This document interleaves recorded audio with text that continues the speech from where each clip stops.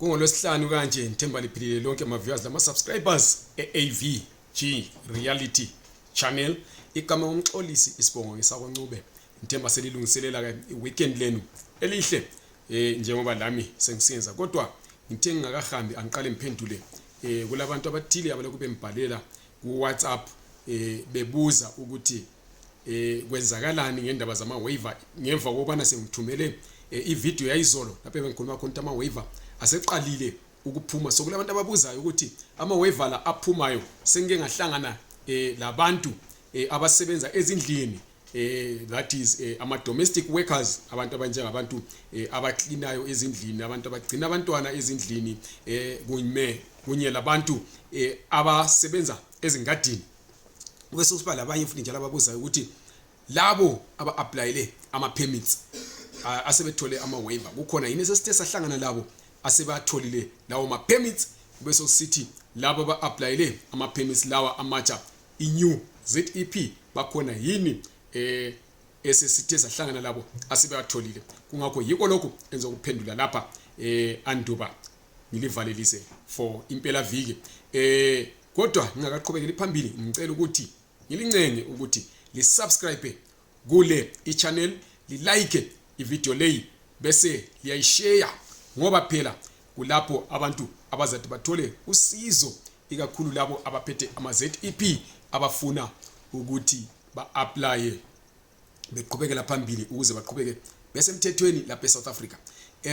Umbuzo wokuqala uthe wona ama waivers la asephumile ebengikhuluma ngawo izolo esengabonile ukuthi asephumile ayakhetha yini uhlangothi lwezisebenzi kumbe anikezwa iloba ngubani lobani.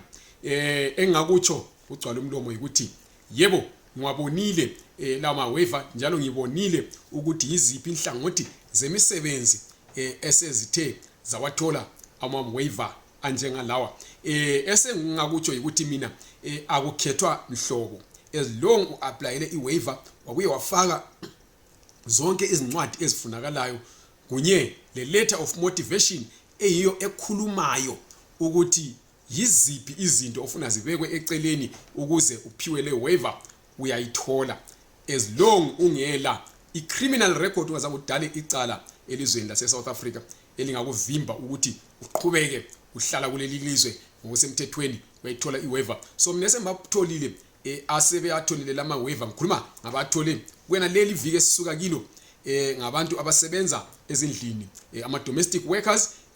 Ama waiver la amanye ngabo makanika kuthi abanye ngabantu abalema business wabo, kungakhathalekile ukuthi umuntu odayisa estradeni kumbe umuntu ole shop kumbe business elithile alenzayo.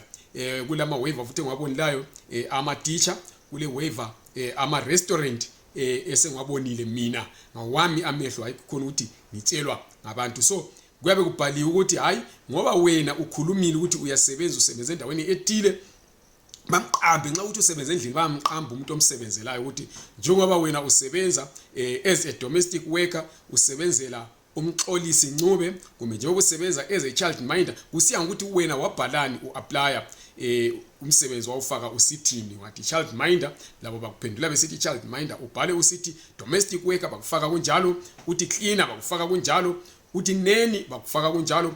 Kodwa babe sebesithi njengoba nona usesithole ukuthi uyasebenza usebenzela uzibani bani bamqambe ngegama umuntu omsebenzelayo, njalo you are contributing to i-economy yase South Africa, kungakho qhubeka uapplyele enye ipermit. Kungakho kulabanye futhi abebebuza ukuthi njengoba sengiphiwe lokho ngenze njani, kuclear ukuthi kuthiwa qhubeka uapplyele enye ipermit. So that is the waiver. I-waiver iyabe incwadi, is about 2 pages eyabibhaliwe yasayinwa nguMinister of Home Affairs uDr Aaron Motsoaledi ikuvumela ukuthi iqhubeke phambili. Kungakho abakhethi mhlobo, as long ule ZEP uapplyele iwaiver esembatholile, mina angamtholi oyisweleyo ongela cala banenge embaziyo aba-applyayo abangakatholi ngoba impendulo zingakajiki. Kodwa kukhanya ngani uMinister ubhizi yawasayina ayaphuma ama waiver, njalo angikamboni umuntu ose-applyele iwaiver LZEP wayiswela.